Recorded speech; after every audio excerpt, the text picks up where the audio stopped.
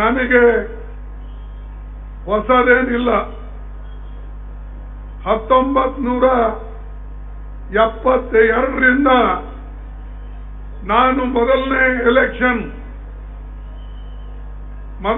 ಚುನಾವಣೆ ನಾನು ಗೆದ್ದಿದ್ದು ಈ ಗುರುಮಠಕಲ್ನಿಂದಲೇ. ಗುರುಮಠಕಲ್ ಅಂದ್ರೆ ನನಗೆ ಬಹಳ ಪ್ರೀತಿ. ನನಗೆ ಹೆಚ್ಚಿನ ಒಂದು ಇವತ್ತು ದೇಶದಲ್ಲಿ ನಾನು ಇಷ್ಟೊಂದು ಬೆಳಿಬೇಕಾದ್ರೆ ಅದು ಗುರುಮಠಕಲ್ ಮತಕ್ಷೇತ್ರದ ಜನ ಅನ್ನತಕ್ಕಂಥ ಮಾತನ್ನ ನಾನು ಹೇಳಕ್ಕೆ ಇಚ್ಛೆ ಪಡ್ತೀನಿ. ನೀವೆಲ್ಲೇ ಹೋಗ್ರಿ ಕರ್ನಾಟಕ ರಾಜ್ಯದಲ್ಲಿ ನಿಮ್ಗೆಲ್ಲರೂ ಕೇಳ್ತಾರೆ ನೀವೆಲ್ಲಿನವರು ಅಂತ ಹೇಳಿದ್ರೆ ಗುರುಮಠಕಲ್ದವರು ಅಂತಂದ್ರೆ ಯಾವುದೇ ಆಫೀಸ್ನಲ್ಲಿ ಹೋದ್ರೂ ಕೂಡ ಗುರುಮಠಕಲ್ ಬನ್ನಿ ಕೂತ್ಕೊಳ್ಳಿ ಅನ್ನತಕ್ಕಂಥ ಒಂದು ಕೀರ್ತಿ ನಾನು ನಿಮಗೆ ತಂದು ಕೊಟ್ಟಿದ್ದೆ. ಆದ್ರೆ ಕಾರಣಾಂತರಿಂದ ನನಗೆ ಡೆಲ್ಲಿ ಕಳಿಸಿದ್ರು. ಡೆಲ್ಲಿಯಲ್ಲಿ ಹೋಗಿ ಅಲ್ಲೂ ಕೂಡ ನನ್ನ ಕೈಲಾದಷ್ಟು ಸೇವೆ ನಾನು ಮಾಡಿ ತದನಂತರ ಯಾವ ಕಾರಣಕ್ಕಾಗಿ ನಾನು ಜನರ ಮನಸ್ಸು ಗೆಲ್ಲಕ್ಕಾಗ್ಲಿಲ್ಲ ಗೊತ್ತಾಗ್ಲಿಲ್ಲ. ನಾನು 2019ರಲ್ಲಿ ಸೋಲು ಕಾಣಬೇಕಾಯ್ತು. ಸೋತ ಮೇಲೆ ನಾನು ಸುಮ್ಮನಿರಲಿಲ್ಲ. ಇನ್ನೂ ಕೆಲಸ ಮಾಡಿಕೊಂಡು ನಾನು ಮುಂದುವರೆದೆ. ಕೊನೆಗೆ ಶ್ರೀಮತಿ ಸೋನಿಯಾ ಗಾಂಧಿ ಅವರು ನನಗೆ ಅಖಿಲ ಭಾರತೀಯ ಕಾಂಗ್ರೆಸ್ ಕಮಿಟಿಯ ಅಧ್ಯಕ್ಷನಾಗಿ ಮಾಡಿದ್ರು.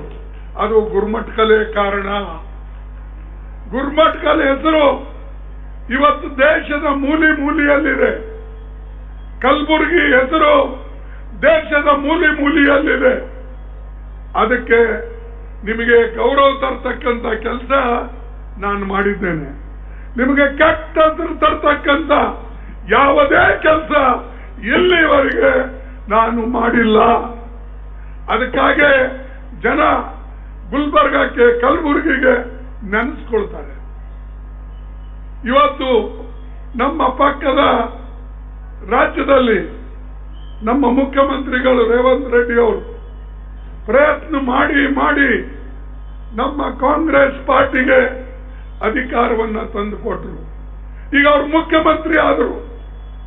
ಇದು ಕಾಂಗ್ರೆಸ್ ಯಾರು ಕೆಲಸ ಮಾಡ್ತಾರೋ, ಯಾರು ಅಡ್ಡಾಡ್ತಾರೋ, ಯಾರಿಗೆ ಜನ ಸಂಘಟನೆ ಮಾಡ್ತಾರೋ ಅವರಿಗೆ ನ್ಯಾಯವಾಗಿ ಸಿಗ್ತಕ್ಕಂಥ ಸ್ಥಾನಮಾನಗಳು ಸಿಗ್ತವೆ ಅನ್ನಕ್ಕೆ ರೇವಂತ್ ರೆಡ್ಡಿ ಒಬ್ಬರೇ ಕಾರಣ. ನಮ್ಮ ಪಾರ್ಟಿ ಕಾಂಗ್ರೆಸ್ ಪಾರ್ಟಿ ಯಾವಾಗಲೂ ಬಡವರ ಕರೆ ಇರತಕ್ಕಂಥ ಪಾರ್ಟಿ. ಈ ಗುರುಮಠಕಲ್ ಭಾಗದಲ್ಲಿ ನಾವು ಭೂ ಸುಧಾರಣೆ ಕಾನೂನಿನಲ್ಲಿ ಸಾವಿರಾರು ಎಕರೆ ಬಡವರಿಗೆ ಜಮೀನು ಕೊಟ್ಟೇವೆ. ತಾಂಡಾಗಳಿಗೆ ಕೊಟ್ಟೇವೆ. ತಾಂಡಾಗಳಲ್ಲಿ ನಾವು ಮನೆಗಳು ಕಟ್ಟಿಸ್ಕೊಡೋದಲ್ಲದೆ ರಸ್ತೆ ಲೈಟು ಎಲ್ಲರೂ ಮಾಡಿದ್ದೇವೆ. ಎಲ್ಲಿ ನಾನು ಯಾದಗಿರಿ ಬರಕ್ಕಿಂತ ಮುಂಚೆ ಗುರುಮಠಕಲ್ ಮತಕ್ಷೇತ್ರದಲ್ಲಿ 5 ಹಳ್ಳಿಗೆ बड़े लाइट सिर्फ 5 गांव को लाइट था इस तालुके में.